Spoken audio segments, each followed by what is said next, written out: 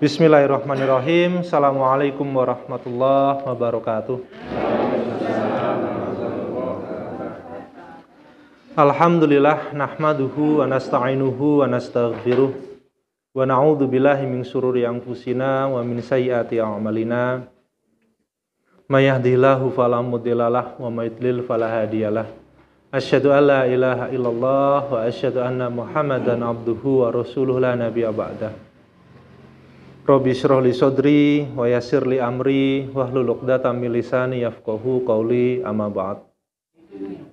Bapak Ibu yang dirahmati Allah, alhamdulillah tentunya kita memanjatkan puji syukur kita kehadirat Allah Subhanahu wa taala yang telah melimpahkan begitu banyak kenikmatan kepada kita semua di malam hari ini. Alhamdulillah dalam keadaan cerah, tidak hujan. Kalaupun hujan, kita pun harus bersyukur kepada Allah, karena tentunya segala sesuatu yang telah Allah tetapkan dalam kehidupan kita itu adalah sesuatu keputusan yang terbaik. Allah tidak mungkin memberikan kepada kita, Allah tidak mungkin mendatangkan sesuatu kepada kita kecuali atas dasar ilmunya Allah yang maha tinggi. Jadi apapun yang terjadi dalam kehidupan kita hari ini, baik itu rasa senang, rasa sedih, gembira, bahkan tetesan-tetesan air mata yang bisa jadi hari ini kita mendapatinya, yakinlah, husnudzonlah bahwa semua itu adalah karena hikmah dan juga karena ilmunya Allah yang maha tinggi. Bisa jadi hari ini kita tidak tahu apa hikmah dibalik semua yang Allah timpakan kepada kita hari ini, tetapi bisa jadi seminggu lagi, 1 bulan lagi, atau setahun lagi, atau bahkan bertahun-tahun lagi baru kita bisa mendapati hikmahnya. Karena apa? Karena ilmunya manusia itu terbatas, tetapi ilmunya Allah yang maha tinggi itu tidak terbatas. Itulah yang menjadikan kita hari ini betul-betul harus mensyukuri segala sesuatu yang Allah tetapkan kepada kita. Dan alhamdulillah di antara sekian banyak manusia, di antara kerumunan manusia, kerumunan umat, ternyata Allah telah mampukan langkah kaki kita, Allah telah tetapkan hati kita untuk betul-betul bisa mencintai ilmu. Dan salah satu cara kita mencintai ilmu adalah istiqomahnya kita untuk datang ke majelis ilmu. Karena sesungguhnya kita mengetahui bersama, surganya Allah tidak akan pernah bisa dicapai kecuali dengan tangga ilmu. Dan di mana kemudian kita mendapatkan ilmu? Salah satunya adalah ketika ana, antum, antuna, kita semua duduk bersama di sini, mengkaji apa yang Allah firmankan, mengkaji apa yang Rasulullah sabdakan, untuk kemudian menjadikan petunjuk di dalam kehidupan kita, agar kehidupan kita menjadi kehidupan yang dicintai oleh Allah dan juga Rasul-Nya. Dan kita mengetahui dan kita paham ilmu, kalau orang berbeda, orang yang memiliki ilmu dan juga orang yang tidak memiliki ilmu, orang yang tahu dan orang yang tidak tahu. Analoginya adalah kalau misalkan kita tahu, sebagaimana yang saya baca tadi dari selebaran itu ada masalah doa. Kalau kita tahu ilmunya doa, maka kita akan bersungguh-sungguh ketika berdoa. Maka kita akan benar-benar ketika berdoa. Tetapi kalau kita nggak tahu ilmunya, doa itu hanya menjadi sebuah rutinitas belaka. Ketika kemudian kita selesai sholat, kita berdoa. Padahal kalau boleh saya membahas sedikit, ini sebagai perbandingan antara orang yang mengetahui dan juga orang yang tidak mengetahui. Antara orang yang memiliki ilmunya dan juga orang yang tidak memiliki ilmunya. Doa itu masuk dalam sebuah subbab di dalam akidah. Kalau para ulama-ulama terdahulu, ulama-ulama salaf, itu mengatakan perbuatan syiriknya manusia itu terbagi menjadi 4 perbuatan syirik. Jadi apa yang dimaksud dengan syirik? Kita harus tahu, syirik itu apa? Apakah syirik itu tanda tak mampu? Bukan. Syirik itu adalah apa yang disabdakan oleh Rasulullah ketika Rasulullah itu berkata, anta ja'alullaha niddan wa huwa khalaqaka. Engkau itu menjadikan tandingan bagi Allah, sedangkan Allah itu menciptakan kamu semua, menciptakan engkau semua. Itulah yang dimaksud dengan perbuatan syirik. Dan syirik, kata para ulama, itu dibagi menjadi 4.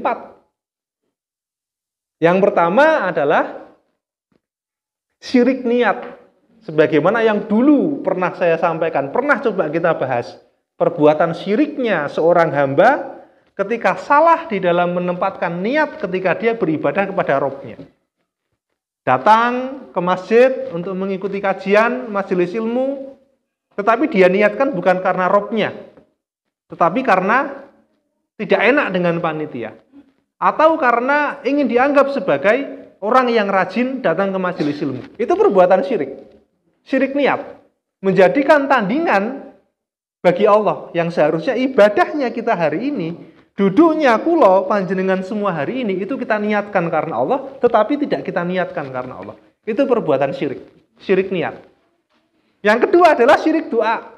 Sebagaimana yang ada di selebaran kertas yang dibagikan barusan itu. Itu syirik doa. Ada namanya syirik doa. Artinya menjadikan tandingan antum naudzubillah min dzalik, ada orang berdoa kepada Allah tetapi juga berdoa kepada yang lainnya. Dan itu perbuatan syirik. Padahal Allah itu berbeda dengan makhluknya. Mungkin akan ada orang yang berpandangan, akan ada orang yang berargumen, loh, kalau kita mau bertemu dengan raja, kalau kita mau meminta kepada raja, nggak bisa kita minta langsung kepada raja, atau bertemu langsung kepada raja nggak bisa. Harus melalui prajurit dulu. Nanti dari prajurit nanti akan memberitahu kepada menteri.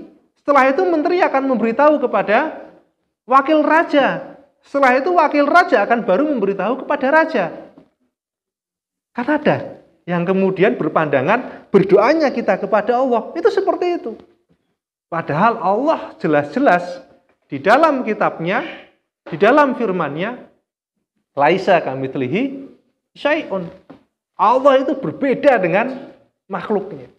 Bahkan di dalam posisi Allah, ketika hamba itu meminta, itu pun berbeda dengan raja. Kalau raja, presiden, kita pengen bertemu presiden, loh protokolernya luar biasa ribetnya. Mau minta sepeda sama presiden saja harus menjawab ikan, nama-nama ikan. Kan begitu. Tapi kalau dengan Allah itu berbeda. Karena Allah itu bukan makhluk. Allah itu adalah Khalik. Maka dalam konsep mintanya manusia, seorang hamba kepada Rabb-nya, itu pun berbeda. Itulah ketika kemudian salah satu, kenapa kita harus belajar. Kenapa kita harus sering-sering datang ke majelis ilmu. Supaya kita tahu akhirnya, oh ternyata salah kita dalam menempatkan niat hari ini, oh berarti perbuatan syirik itu. Sholat, datang ke kajian ilmu, puasa, zakat, sedekah. Tapi yang kita lakukan bukan untuk Rabb kita. Tetapi untuk mendapatkan penghargaan dari orang-orang di sekeliling kita. Itu perbuatan syirik. Syirik doa. Berdoa kepada Allah, tapi juga berdoa kepada yang lainnya. Bukankah kita tahu? Bukankah orang-orang kafir Quraisy salah satunya diperangi oleh Allah dan juga Rasul-Nya karena salah di dalam menempatkan doa. Kita tahu Abdullah bin Jun'an. Siapa itu? Seorang tokoh dari kafir Quraisy sana. Baik dia. Baik kalau sama orang itu baik. Sama kaum muslimin itu baik. Baiknya luar biasa. Sampai-sampai ketika meninggalnya Abdullah bin Jun'an, sahabat itu terpecah menjadi 2 pendapat. Ada yang mengatakan saking baiknya Abdullah bin Jun'an meskipun dia kafir Quraisy, tapi dia masuk surga. Karena apa? Karena perbuatannya itu baik, kalau sama kaum muslimin itu baiknya luar biasa. Tidak membeda-bedakan. Tetapi kelompok sahabat yang kedua mengatakan, loh Abdullah bin Jun'an itu tetap di neraka. Sampai terjadi perdebatan panjang. Dan Rasulullah belum mendapatkan jawaban. Menunggu wahyu dari Allah. Sampai kemudian Allah menetapkan bahwasanya orang, manusia, bahkan sebaik apapun, salah dalam menempatkan ibadahnya, salah dalam menempatkan doanya, dalam mengakui Rabb-nya, batal semua amalan-amalannya.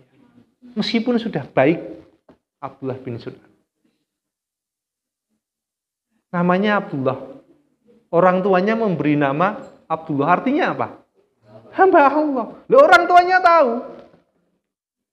Kalau kemudian semua yang mengatur tata surya, semua yang mengatur kehidupan ini, itu adalah Allah. Dikasih nama anaknya Abdullah. Tetapi menyembahnya kepada siapa? Berdoanya kepada siapa? Apakah kemudian mengesahkan Allah atau tidak? Ternyata tidak. Dan itulah salah satu penyebab diperanginya orang-orang kafir Quraisy ketika salah di dalam menempatkan doa. Yang ketiga, Bapak Ibu yang dirahmati Allah, itu adalah syirik taat. Syirik taat itu syirik taat.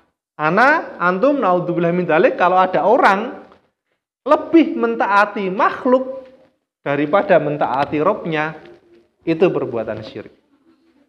Dan yang keempat adalah syirik mahabbah, syirik cinta. Cintanya kepada makhluknya Allah itu lebih besar daripada cintanya kepada Allah. Itulah perbuatan syirik. Kalau kita hari ini tidak belajar, tidak datang ke majelis ilmu, loh kita nggak tahu. Jangan-jangan selama ini kita salah dalam menempatkan niat dalam hati kita, menempatkan ketaatan, menempatkan cinta. Bahkan ketika kita berdoa, itu juga salah. Runyam kehidupan iman kita. Runyam kehidupan ibadah kita, Bapak Ibu yang dirahmati Allah. Naudzubillah min dzalik. Tapi dari sini kita memahami antara orang yang suka hadir ke majelis ilmu dan orang yang tidak mau melangkahkan kakinya ke majelis ilmu, itu berbeda. Qul hal yastawil ladzina ya'lamuna wal ladzina la ya'lamun? Apakah sama orang yang tahu dan orang yang tidak tahu? Tentu berbeda. Itulah yang menjadikan kita bersyukur hari ini, Bapak Ibu yang dirahmati Allah. Ternyata dari sekian banyak manusia di lingkungan kita hari ini, di Wonosobo ini, bahkan di Indonesia, yang terpanggil, terketuk hatinya untuk hadir ke dalam majelis ilmu, itu adalah Bapak, Ibu, Mas-mas, dan juga Mbak-mbak semuanya. Karena itu menjadi salah satu tanda. Sebelum kita masuk ke materi, Allah itu kalau mengharapkan kebaikan itu hadir dalam kehidupan seorang hamba. Allah kalau pengen hidupnya kulo, panjenengan semuanya itu baik, Allah itu tidak lantas membuka pintu rezeki yang tadinya 3 menjadi 10. Boten. Allah kalau pengen kebaikan itu hadir di dalam kehidupan kita, Allah itu tidak lantas memberikan kita keleluasaan rezeki, diberikan kesehatan nggak pernah sakit. Boten kados niku. Tapi kalau Allah itu pengen hidupnya kulo, panjenengan, kita semua itu baik, satu hal yang pasti Allah berikan. Yufaqihu fiddin. Allah fahamkan terhadap perkara-perkara agama. Dan di mana tempat kita mendapatkan pemahaman terhadap perkara-perkara agama kalau bukan di majelis ilmu? Itu tandanya Allah niku tresno kalian kulo kalian panjenengan. Pengen uripe kulo kalian panjenengan niku sae. Allah itu ingin memberikan keberkahan di dalam kehidupan kita. Makanya kemudian ketika ada pengumuman kajian, loh yang terpanggil itu kita. Maka kita berhusnudzon kepada Allah. Ketika kita bertanya, kok nyong ya sing sering hadir ke dalam majelis ilmu? Kenapa Allah itu meringankan langkah kaki saya? Kenapa Allah itu melembutkan hati saya sehingga ketika ada panggilan-panggilan di dalam majelis ilmu kok cepat rasanya? Maka husnudzonlah kepada Allah bahwasanya hadirnya kita hari ini itu semata-mata karena Allah itu pengen hidup saya, hidup panjenengan itu menjadi lebih baik, lebih tertata lagi. Kehidupan yang kita jalani dalam keseharian kita itu menjadi kehidupan yang dicintai oleh Allah dan juga Rasul-Nya. Bapak Ibu yang dirahmati Allah, kita akan sedikit mencoba untuk membahas mengenai seorang sahabat yang tentunya kita paham bersama. Sahabat ini banyak sekali mendapat celaan-celaan dari manusia-manusia yang tidak paham mengenai sirah. Sahabat ini adalah sahabat yang paling banyak mendapatkan fitnah-fitnah di dalam kehidupannya bersama Rasulullah. Dianggap KKN, dianggap orang munafik, dianggap melakukan nepotisme ketika menjadi khalifah, dan lain sebagainya. Dialah sahabat Utsman bin Affan. Dan kita paham gitu. Kenapa kita harus belajar sirah? Kenapa kita harus belajar sejarah? Karena nggak main-main. Yang pertama adalah karena sesungguhnya di dalam kehidupan iman kita, di dalam kehidupan sunnah kita, ibadah kita kepada Allah, ketika kita meniti jalan kebenaran, kita itu membutuhkan nutrisi. Nutrisi untuk kaki kita, nutrisi untuk jiwa kita. Sehingga apa? Yang bisa menguatkan langkah kaki kita untuk berjalan di jalan sunnah, berjalan di jalan kebenaran. Kita butuh nutrisi. Dan kita paham, perjalanan yang paling panjang adalah perjalanan di dalam jalan sunnah dan juga kebenaran. Oh, itu paling panjang, paling berat. Kalau kita tidak bisa mengambil nutrisi, dan salah satu nutrisinya itu adalah sirah, perjalanan hidup para sahabat, nggak kuat kita. Nggak kuat. Dan itu menjadi latar belakang. Analoginya begini Bapak Ibu yang dirahmati Allah. Kalau misalkan hari ini kita diminta jalan kaki dari Wonosobo ke Temanggung, jalan kaki. Tapi kita nggak tahu latar belakangnya itu apa. Loh, paling baru sampai Pahlawan aja udah balik. Wis kesel, wis sayah. Karena apa? Karena kita tidak tahu latar belakang dan juga tujuannya itu apa. Tapi kalau kita diminta berjalan 40 kilo jauhnya, tetapi kita tahu latar belakang perjalanan kita itu untuk apa, itulah yang akan menguatkan kuda-kuda kaki kita, yang akan menguatkan hati kita untuk terus berjalan. Nggih napa mboten? Dan itulah salah satu nutrisi di dalam perjalanan sunnah kita adalah bagaimana kita mengambil pelajaran dan juga hikmah dari perjalanan para sahabat. Dan itulah yang salah satunya yang akan menjadi nutrisi bagi kita semuanya. Dan menjadi satu alasan pertama, kenapa kita harus belajar masalah sirah. Dan yang kedua, kenapa kita harus belajar masalah sirah?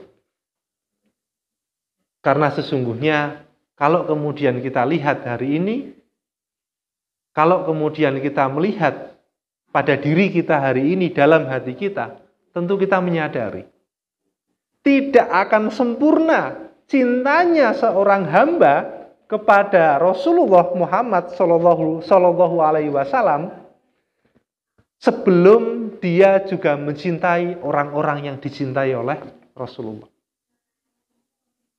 Mencintai orang yang dicintai oleh Rasulullah. Ahabba man yuhibbuhur Rasul. Mencintai orang yang dicintai oleh Rasulullah. Itu adalah syarat. Syaratnya kita mencintai Rasulullah itu adalah mencintai orang-orang yang dicintai Rasulullah. Kalau kita mengaku cinta kepada Rasulullah, tapi kita benci kepada orang-orang yang dicintai oleh Rasulullah, loh, dipertanyakan itu kecintaan kita kepada Rasulullah. Gak sempurna itu kecintanya kepada Rasulullah. Itu adalah dua alasan. Kenapa kemudian kita harus bicara masalah sirah hari ini. Dan yang ketiga adalah para sahabatlah yang mampu menerjemahkan setiap ucapan, setiap hal-hal yang dia lihat dari Rasulullah. Setiap ilmu yang disampaikan oleh Rasulullah, yang mampu menerjemahkan itu adalah para sahabat. Makanya, kalau kemudian kita melihat kehidupan para sahabat adalah cerminan bagaimana dia memahami setiap ilmu yang dia peroleh dari Rasulullah. Maka nggak main-main ini. Kenapa kita harus bicara masalah sirah, terutama adalah sirah para sahabat. Karena sahabat itu adalah deretan manusia yang mendapatkan legitimasi dari Allah dan juga mendapatkan kecintaan dari Rasulullah. Kalaulah kemudian kita ingin mendapatkan cintanya Allah dan ingin mendapatkan cintanya Rasulullah, maka pastikan kita pun juga harus mencintai sahabat-sahabat yang dicintai oleh Rasulullah. Salah satunya adalah Utsman bin Affan. Dan kita mendapati hari ini bicara masalah sirah, bicara masalah sahabat, itu sesuatu hal yang kadangkala kurang menarik. Bahkan anak-anak kita hari ini, kalau ditanya Utsman bin Affan itu siapa? Abu Bakar itu siapa? Loh, banyak yang nggak ngerti, Bu. Banyak yang nggak ngerti, Pak. Tapi kalau ditanya Kapten Amerika itu siapa? Avengers itu siapa? Thor itu siapa? Loh, paham mereka. Inilah yang kemudian menjadikan psikologi anak-anak kita hari ini itu mundur. Bisa jadi umurnya 10, bisa jadi umurnya 20 tahun, bisa jadi umurnya 15 tahun, tapi kematangan psikologinya, kematangan mental dan juga jiwanya itu bukan sebagaimana anak umur 15 atau 20 tahun, tapi mundur ke belakang. Berbeda dengan anak-anak di zaman Rasulullah dulu. Karena apa? Orang anak-anak di zaman Rasulullah dulu, meskipun umurnya 10 tahun, 15 tahun, tapi psikologinya itu maju ke depan. Bisa jadi umurnya 10 tahun, tapi psikologi dan juga kematangan kejiwaan dan juga mentalnya itu sebagaimana orang umur 20 tahun. Makanya kita banyak mendapati anak-anak di zaman Rasulullah, itu kalau sudah diberikan amanah di dalam kehidupan pribadinya, loh itu dipegang betul amanahnya. Dan kita juga mendapati anak-anak muda umur 15 tahun, umur 17 tahun, umur 13 tahun, di zaman Rasulullah dulu, diberikan amanah keumatan, loh itu amanahnya luar biasa. Karena apa? Karena mereka melihat ketokohan yang bisa mereka lihat. Kalau anak-anak hari ini kan enggak. Yang mereka lihat adalah tokoh-tokoh fiktif, yang tidak tahu kebenarannya dari mana. Mencontoh hal-hal yang bisa jadi itu bukan perkara-perkara yang sesungguhnya atau realitas. Tetapi hanya melihat hal-hal yang fiktif. Akhirnya apa? Akhirnya di dalam hatinya itu tidak ada ketokohan yang kemudian bisa mengakar di dalam hatinya untuk dijadikan uswah. Itulah kalau kita melihat anak-anak kita hari ini. Maka penting bagi kita hari ini untuk mengetahui salah satu perjalanan hidup dari seorang sahabat yang bernama Utsman bin Affan. Bapak Ibu yang dirahmati Allah, sahabat Utsman bin Affan, sebagaimana kita ketahui bersama, itu adalah sahabat yang paling sering dicemooh, yang paling sering dicela, dengan celaan-celaan dan juga statement-statement negatif yang dikeluarkan oleh orang-orang yang bisa jadi tidak tahu ilmunya itu dari mana. Atau hanya sekedar membaca 1-2 buku yang tidak tahu literaturnya itu dari mana. Hanya sekedar mempercayai.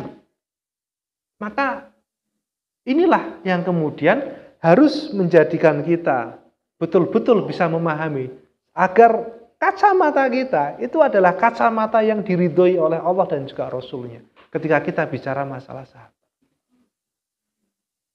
Utsman bin Affan ketika kemudian di dalam perang Tabuk, kita tahu nggih, di dalam perang Tabuk, bahkan di dalam perang sebelum terjadinya perang Tabuk, itu kalau kita bicara Utsman bin Affan, yang paling menarik adalah bagaimana Utsman bin Affan itu mendapatkan kecintaan dari Rasulullah ketika di dalam perang Badar. Karena sahabat Utsman itu adalah salah satu sahabat yang paling sering mengikuti peperangan bersama Rasulullah. Tetapi yang menarik, di dalam peperangan Badar, sahabat Utsman bin Affan itu nggak ikut perang. Tidak ikut berperang. Karena apa? Karena sedang merawat istrinya yang bernama Ruqayyah yang sedang sakit parah. Akhirnya meminta izin kepada Rasulullah. Karena apa? Ruqayyah itu adalah anak dari Rasulullah yang menjadi istri seorang Utsman bin Affan. Tidak ikut perang Badar. Padahal kita tahu Perang Badar adalah salah satu momen perang yang paling penting di dalam sejarah Islam.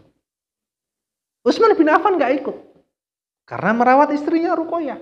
Tapi yang menarik adalah ketika sahabat Utsman bin Affan meskipun tidak mengikuti perang Badar, ketika perang Badar itu selesai, kemudian Ruqayyah putri Rasulullah itu meninggal dunia, yang beliau adalah istri dari sahabat Utsman bin Affan.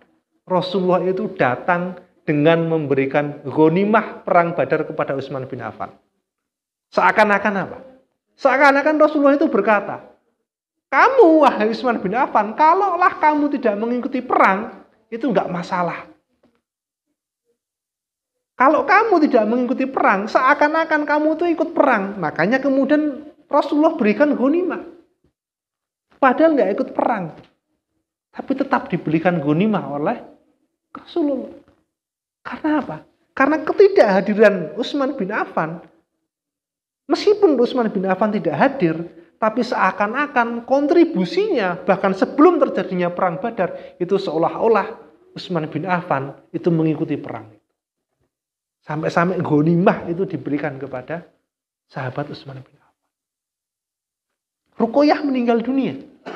Diberikan lagi oleh Rasulullah putrinya yang bernama Ummu Kulthum. Satu-satunya manusia, satu-satunya sahabat yang menikahi dua putri Rasulullah adalah Utsman bin Affan. Bahkan Rasulullah sampai berkata, kalaulah aku memiliki putri lagi, akan aku nikahkan lagi dengan kamu wahai Utsman. Dan kita tahu, pilihan Rasulullah untuk memilihkan seorang suami bagi putri-putrinya itu bukan berdasarkan nafsu, bukan berdasarkan ego, bukan berdasarkan harta, bukan berdasarkan kedudukan seseorang. Enggak. Rasulullah kalau memilihkan putri-putrinya itu suami, tentu akan dipilihkan laki-laki yang terbaik. Dan Rasulullah mendapati Utsman bin Affan, Ali bin Abi Thalib adalah dua laki-laki terbaik yang mampu diamanahi untuk menjadi suami dari anak-anaknya. Dua putri Rasulullah dinikahi oleh Utsman bin Affan. Dan Rasulullah ketika memilih Utsman bin Affan itu berdasarkan wahyu. Sampai-sampai para ulama itu berkata, ikhtiyaru rajul dalilu unwani aqli. Pilihan seseorang itu menentukan seberapa dalam akalnya. Rasulullah adalah orang yang paling dalam akalnya, orang yang paling dekat dengan Allah.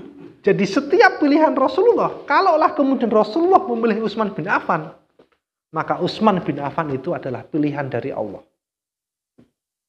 Maka hari ini, kalau kemudian kita mendapati ada orang yang berdiri di atas mimbar, memfitnah sahabat Utsman, mengolok-olok dengan statement-statement negatif, tinggalkan.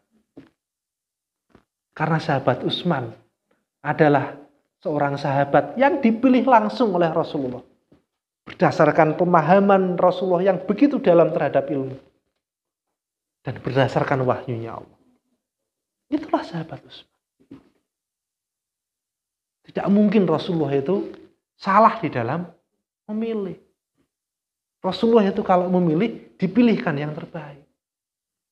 Makanya, jangan sampai Bapak Ibu yang dirahmati Allah, kita mencemooh sahabat Utsman bin Affan. Kita memfitnah sahabat Utsman bin Affan. Mengkafirkan sahabat Utsman bin Affan. Atau sahabat-sahabat yang lainnya. Yang kita tidak tahu ilmunya. Yang kita kemudian hanya ikut-ikutan. Jangan sampai ketika kemudian mizan ditegakkan, hisab dimulai, pengadilan Allah itu dimulai, kita berdiri di tengah-tengah pengadilan Allah itu, dihadirkan sahabat Utsman di hadapan kita. Untuk menjawab setiap fitnahan, setiap celaan, dan juga cemoohan yang kita keluarkan terhadap sahabat Utsman bin Affan. Loh, kita membayangkan aja itu udah terlalu berat, Bu. Kita membayangkan, dihadapkan dengan sahabat Utsman bin Affan, head to head-nya kita, loh gak nyambung. Terlalu berat kita. Kalau kemudian kita mencemooh orang lain, atau memfitnah orang lain, loh itu masih mendingan. Meskipun itu juga hisabnya berat di hadapan Allah, di pengadilan Allah. Tetapi ini memfitnah sahabat yang betul-betul mendapatkan legitimasi dari Allah, mendapatkan cintanya Rasulullah, dihadapkan head to head kepada kita. Lo nggak kebayang kita, terlalu berat itu. Makanya kalau kemudian kita mendapati ada orang yang memberikan statement-statement negatif terhadap sahabat Utsman bin Affan, tinggalkan. Gak jelas itu. Padahal sahabat Utsman itu adalah sahabat yang dipilih oleh Rasulullah untuk menikahi dua putri. Bahkan ketika kita bicara dalam perang Tabuk, kita tahu nggih? Kaget nggih, Bu? Waduh. Perang Tabuk itu adalah perang yang terjadi di tahun 9 Hijriah.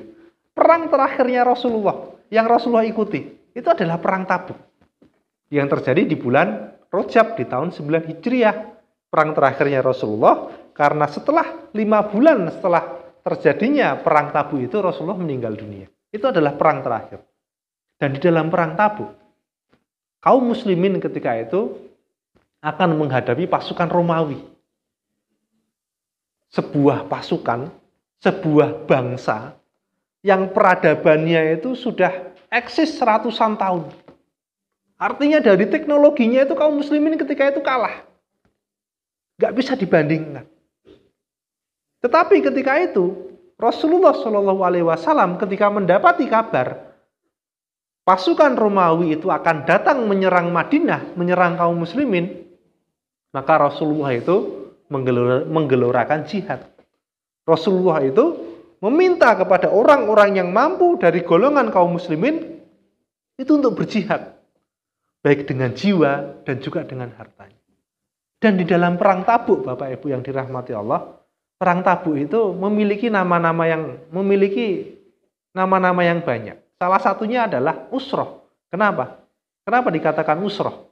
Karena di dalam perang Tabuk itu, kenapa dikatakan sebagai perang Usroh?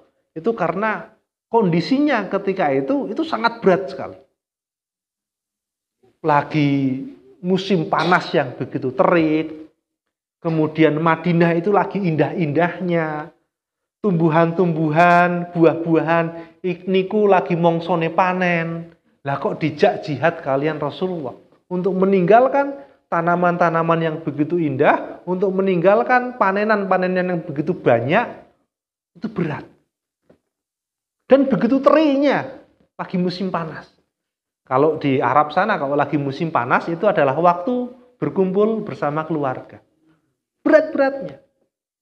Sampai-sampai dikatakan di dalam sirah, di dalam perang Tabuk itu, satu onta yang dimiliki oleh kaum muslimin itu bisa dinaiki 10-12 orang sahabat bergantian, gentosan. Yang pertama naik dulu, setelah itu gantian lagi, satunya lagi. Satu onta 12 sahabat. Dan jarak dari Madinah ke Tabuk itu adalah sebuah wilayah, itu antara 600 sampai 700 kilo berjalan kaki. Karena apa? Karena Rasulullah itu tidak mau menghadang kaum Romawi itu di dekat Madinah. Karena khawatir nanti Madinah dijarah, nanti dirusak dan juga yang lainnya. Makanya kemudian Rasulullah memerintahkan untuk kaum muslimin itu menghadang di daerah yang bernama Tabuk. Dan ketika itu, saking beratnya ketika itu, bahkan bukan cuma karena cuaca, bukan cuma karena kemudian buah-buahan sedang ranum-ranumnya, tetapi ketika perang Tabuk itu adalah perang yang menampakkan jelas golongan orang-orang munafik dan juga golongan orang-orang yang beriman. Makanya dinamakan sebagai perang Fadhihah. Perang Tabuk itu selain namanya Usroh, juga namanya Fadhihah. Untuk menampakkan golongan munafik dan juga menampakkan golongan-golongan yang beriman. Karena ketika di dalam perang Tabuk itu, sebelum terjadinya perang Tabuk itu kondisi orang-orang munafik yang betul-betul imannya itu hanya di mulut saja, itu Sampai kemudian mereka itu bergerilya untuk menggembosi kaum muslimin yang ingin berjihad di jalan Allah. Saking beratnya ketika itu keadaannya. Rasulullah itu, kata Ummu Sinan, itu sampai menghamparkan sorbannya di depan rumah Aisyah radhiyallahu anhu. Supaya apa? Untuk mengajak kaum muslimin yang memiliki harta untuk bersedekah dan juga berinfak untuk membantu mendanai perang Tabuk. Karena membutuhkan banyak dana. Ada orang yang memberikan wanita-wanita, bahkan memberikan gelang-gelangnya, cincinnya, perhiasan-perhiasannya, kalungnya itu diberikan. Di depan rumah Aisyah. Aisyah radhiyallahu anha. Ketika Rasulullah itu menghamparkan sorbannya. Diberikan itu semua. Ada yang mampu memberikan perhiasan. Bahkan ada yang tidak mampu. Sampai kemudian nembung pada Rasulullah bahwasanya dia tidak memiliki apapun yang bisa diberikan kepada kaum muslimin ketika itu. Dan itu menjadi celah bagi orang-orang munafik. Orang-orang munafik di dalam perang Tabuk itu nampak jelas sekali. Mereka bergerilya, mereka gembosi. Orang-orang yang tidak mampu bersedekah untuk membantu peperangan Tabuk, lo digembosi. Lo kalian itu ngapain? Masa Rasulullah itu mengumandangkan jihad, kalian tidak bisa membantu apapun. Kalian itu tidak peduli dengan Islam. Loh, digembosi kados niku. Bukan cuma orang yang tidak mampu berinfak, bersedekah, tapi orang-orang, sahabat-sahabat yang kemudian berinfak dengan banyaknya harta, bersedekah dengan banyaknya harta untuk membantu kaum muslimin ketika itu mendanai perang Tabuk. Loh, itu pun juga dicemooh. Loh, orang-orang semacam ini riak, sombong ini mesti. Itulah pekerjaan orang-orang munafik. Bahkan ketika itu, tidak hanya kemudian mereka gembosi sahabat yang fakir dan juga sahabat yang kaya ketika mereka berinfak, tapi juga sampai membangun masjid yang bernama Masjid Ad-Dirar. Orang-orang munafik ketika itu sampai membangun masjid. Dengan alasan apa? Dengan alasan untuk memfasilitasi orang-orang yang sudah tua, yang tidak bisa sholat di masjidnya Nabi. Dibangunkan masjid yang bernama Masjid Dirar. Sampai seperti itu. Makanya kemudian kalau kita melihat orang-orang munafik di dalam surat Al-Munafikun ayat 4, Allah itu sampai berfirman, wa idza ra'aitum ta'jibuka ajsamuhum. Kalau kamu melihat mereka, loh kamu itu akan takjub dengan penampilan mereka. Fisik mereka yang begitu tampan, bagus, resik, wangi, parlente, kece, keren. Itu gambaran orang munafik ketika itu. Loh, keren, parlente. Sampai kemudian Allah pun juga berfirman, wa iyaqulu tasma' liqaumihim. Kalau orang-orang munafik itu berkata-kata, menyampaikan argumentasi, loh kamu itu akan terpancing untuk mendengarkannya. Karena saking bagusnya logika mereka, saking bagusnya narasi yang mereka bangun. Orang-orang pinter, orang-orang munafik itu. Lalu kemudian Allah berfirman, ka'annahum khusubum musannada. Tetapi mereka itu sebagaimana kayu yang bersandar di tembok, tidak punya akar, tidak sebagaimana pohon. Narasi-narasi yang mereka bangun, logika-logika yang mereka bangun, itu tidak ada akarnya. Itulah orang-orang munafik. Pekerjaannya itu adalah mencemooh orang-orang yang beriman ketika mereka hendak berjihad di jalan Allah, mereka cemooh. Bahkan kepada orang-orang yang kaya, sahabat-sahabat yang kaya, yang menginfakkan banyak hartanya untuk memfasilitasi perang Tabuk, mereka juga ngembosi. Dan kita paham Bapak Ibu semuanya. Orang-orang munafik adalah golongan manusia yang tidak akan pernah absen di dalam kehidupan orang yang beriman untuk selalu mengotori dan berusaha memecah belah orang yang beriman. Sampai hari kiamat. Itu adalah orang-orang munafik yang tidak akan pernah cuti di dalam kehidupan sunnah kita ketika kemudian mereka menjadi ujian bagi kita semuanya. Dan yang menarik, ketika kemudian Rasulullah itu menghamparkan sorbannya, yang pertama kali datang itu adalah Abu Bakar As-Siddiq. Dan kita tahu Abu Bakar As-Siddiq di dalam perang Tabuk itu datang kepada Rasulullah dengan membawa 4.000 dirham. 4.000 dirham. Semua hartanya yang dibawa oleh Abu Bakar As-Siddiq diserahkan semuanya. 4.000 dirham itu kalau sekarang satu dirhamnya anggaplah 200.000.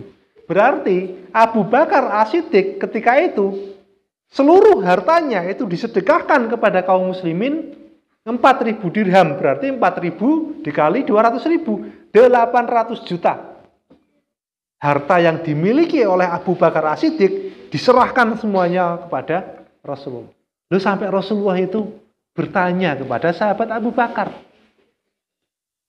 ini semua hartamu, kamu serahkan, kamu infakkan untuk kaum muslimin, lah yang kamu tinggalkan untuk keluarga, istrimu dan juga anak-anakmu itu apa? Dan kita mendapati sebuah perkataan yang sangat masyhur sekali dari sahabat Abu Bakar As-Siddiq. Taraktu lillah wa li rasul. Aku tinggalkan keluargaku dalam perlindungan Allah dan juga Rasul. 800 juta. Seluruh harta yang dimiliki oleh Abu Bakar. Padahal sebelumnya hartanya itu lebih banyak. Tetapi kemudian karena perjalanan hijrah, karena kemudian perjalanan untuk membela kaum muslimin, memfasilitasi pemerintahan di Madinah, banyak sekali harta yang diinfakkan Abu Bakar. Sampai menyisakan 4.000 dirham. Diserahkan semuanya kepada Rasulullah. Sahabat Abu Bakar. Yang kedua kemudian datanglah sahabat Umar bin Khattab dengan membawa 4.000 dinar. Kalau satu dinarnya itu sama dengan satu dinar itu kan kurang lebih sama dengan 4,2 gram emas murni. Artinya kalau harga emas itu 1 juta, maka satu dinarnya adalah 4.200.000. 4.200.000 dikalikan 4.000. Berapa miliar yang disumbangkan oleh sahabat Umar bin Khattab? Banyak. Berapa miliar itu? Coba dihitung. 4 kali 4 aja, 16 miliar lebih itu. Kemudian yang menarik adalah seorang sahabat yang sering sekali mendapat cemoohan dari orang-orang yang tidak bertanggung jawab. Utsman bin Affan. Datang dengan membawa 10.000 dinar. Kalau dikalikan satu dinarnya itu 4,2 juta, berarti sahabat Utsman bin Affan itu membawa 42 miliar, Bu. Di hadapan Rasulullah. Dibawa dengan menggunakan 700 gantang emas. Kata Abdurrahman bin Auf yang melihatnya secara langsung. Sampai-sampai Rasulullah itu terdiam. Saking banyaknya harta yang dibawa oleh sahabat Utsman bin Affan, sampai-sampai Rasulullah itu terdiam. Lalu kemudian Rasulullah berkata, Ma dara Ibnu Affan ma amila ba'da yaum. Apa yang dikatakan Rasulullah? Tidak ada yang bisa membahayakan kehidupan akhiratnya Utsman bin Affan setelah hari ini. Apapun yang dia lakukan setelah ini. Artinya apa? Dosanya diampuni sebelum berbuat. Sudah tunai, Bu. Kenapa Rasulullah sampai berkata seperti itu? Apakah karena saking banyaknya harta yang diinfakkan? Bukan. Karena keikhlasan sahabat Utsman bin Affan ketika menyerahkan harta itu. Sampai-sampai Rasulullah melalui wahyu yang diturunkan oleh Allah berkata seperti itu. Ma dara Ibnu Affan ma amila ba'da yaum. Gak ada lagi yang bisa membahayakan kehidupan akhiratnya Utsman bin Affan. Apapun yang dilakukan Utsman bin Affan setelah hari ini, itu tidak akan mengurangi nilai akhiratnya Utsman bin Affan. Loh, sahabat yang dijamin surga oleh Rasulullah. Apakah kemudian sahabat Utsman hanya menyerahkan 10.000 dinar saja? Enggak. Baca di dalam sirah. Bahkan sahabat Utsman menyerahkan 1.000 tunggangan yang terdiri dari 100 kuda perang dan juga 900 unta untuk mengangkut akomodasi kaum muslimin ketika itu. Loh, berapa miliar? Kuda perang saja paling murah katakanlah 100 juta. 100 kuda perang. Loh, 10 miliar. 42 miliar ditambah 10 miliar. 52 miliar.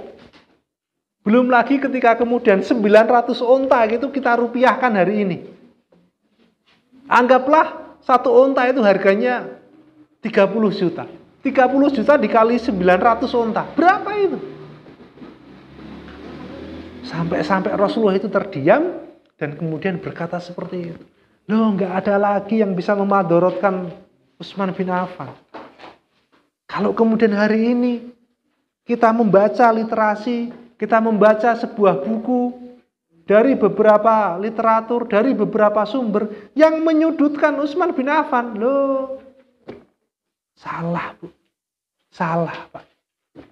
Wong sahabat Utsman, pengorbanannya begitu luar biasa, mendapatkan kecintaan dari Allah, mendapatkan posisi di hati Rasulullah yang begitu besar. Kok sampai hati kita memfitnah sahabat Utsman bin Affan? Logikanya begini Bapak Ibu yang dirahmati Allah. Kalau Bapak Ibu mencintai suami dan juga istrinya masing-masing, ibu lah atau bapak lah. Bapak-bapak yang sudah beristri, mencintai istrinya. Kemudian mendapati ada orang lain memfitnah istrinya bapak. Mangkel napa mboten ten ati? Sakit atau tidak hatinya? Begitu juga yang dirasakan Rasulullah. Ketika kemudian ada orang yang mencemooh sahabatnya, ada orang yang mencemooh orang yang dicintainya, loh, menyakiti hati Rasulullah, Bu. Menyakiti hati Rasulullah, Pak.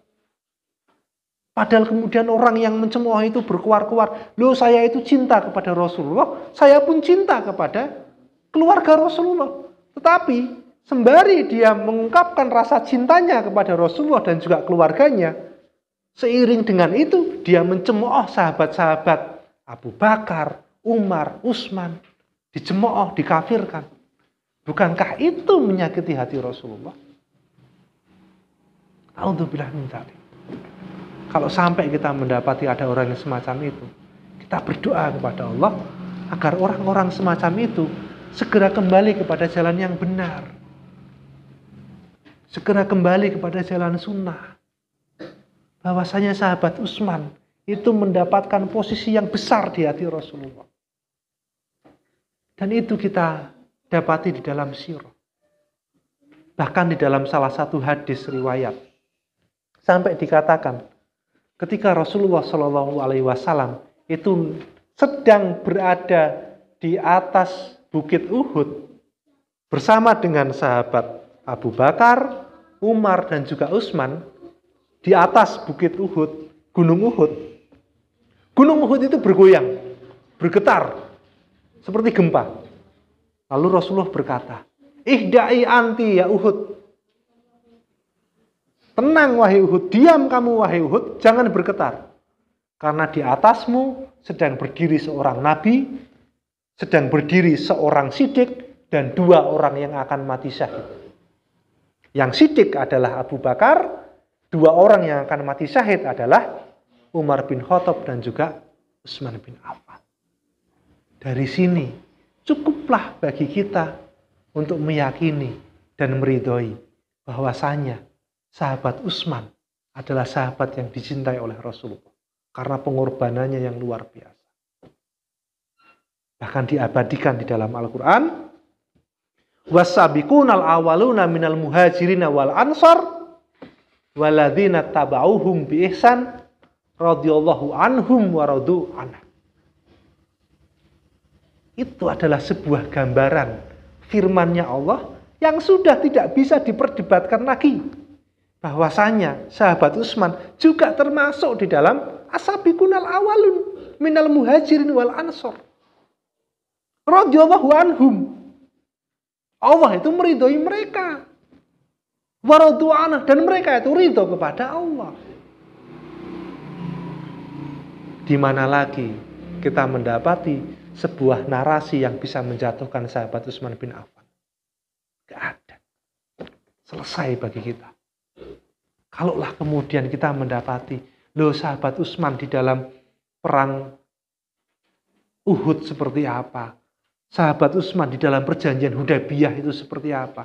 Sahabat Utsman ketika menjabat sebagai khalifah itu melakukan KKN. Dicek. Literasi kita, bacaan kita dicek. Dari mana sumbernya? Bisa jadi kita salah di dalam mengambil sumber. Sehingga di dalam pemikiran kita, sahabat Utsman adalah sahabat yang melakukan nepotisme di dalam pemerintahan kekhalifahan.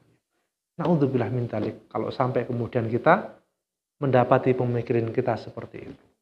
Maka dari sini kita mendapati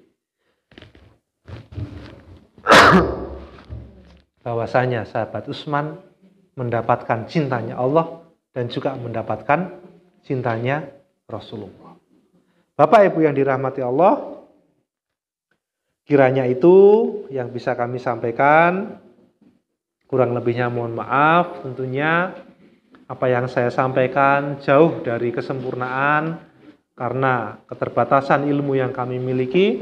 Tentunya kekurangan adalah dari diri kami sendiri dan juga kelebihan adalah datangnya dari Allah. Astaghfirullahaladzim. Nun wal qalami wa ma yasturun.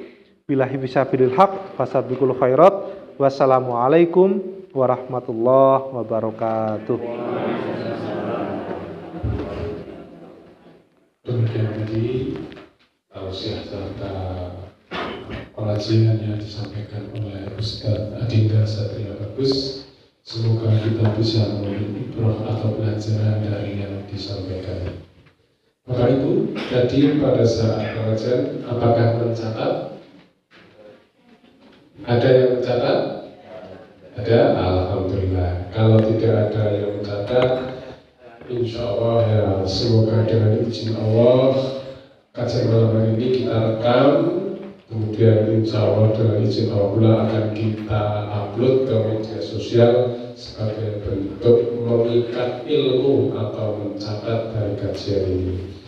Baiklah, kalau memang mencatat, mohon izin Ustaz, ini saya masih ada voucher 1 pasang.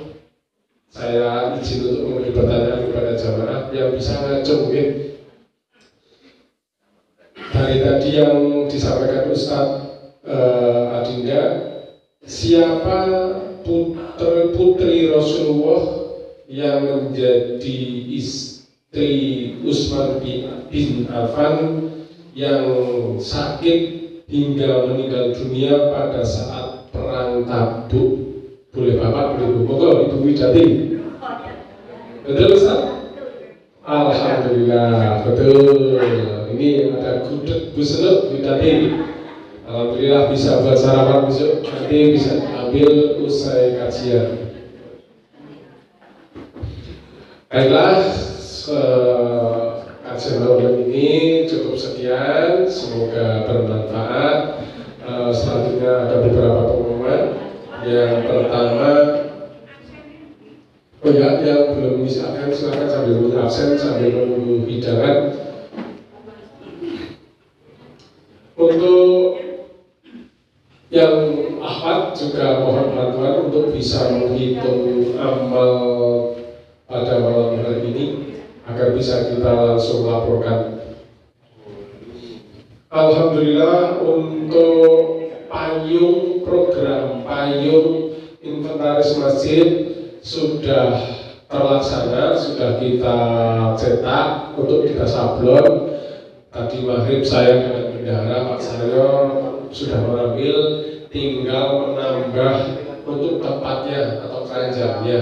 Nanti akan kita tempatkan di depan, kita berikan tulisan, boleh siapa saja nanti pinjam payung apabila qadarullah berangkat ke masjid kok berangkat tidak hujan, sudah sampai masjid kok hujan.